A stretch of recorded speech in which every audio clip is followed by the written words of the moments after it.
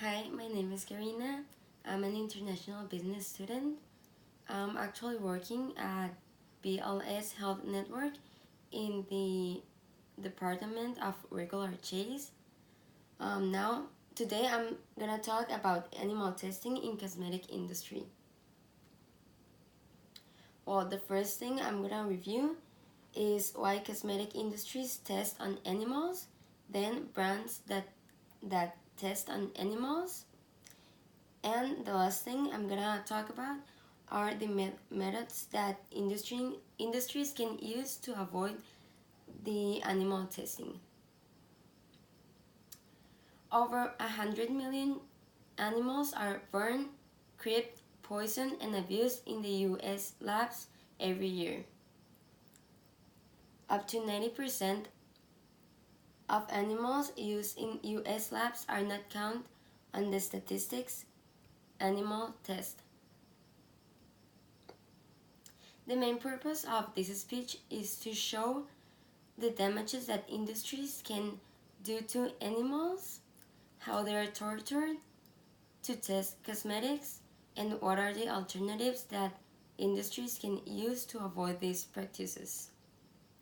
Well, first, why cosmetic industries test on animals.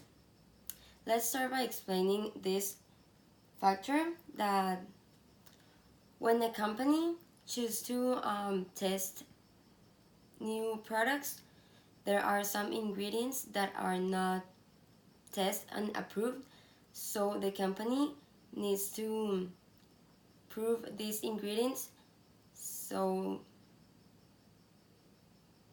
they can assess the safety of the ingredient. This practice is both unnecessary and inaccurate. In some countries like China, these practices are mandatory, but in other countries like United Kingdom, these practices have been banned by the government. Then I'm gonna talk to you about some brands that test on animals.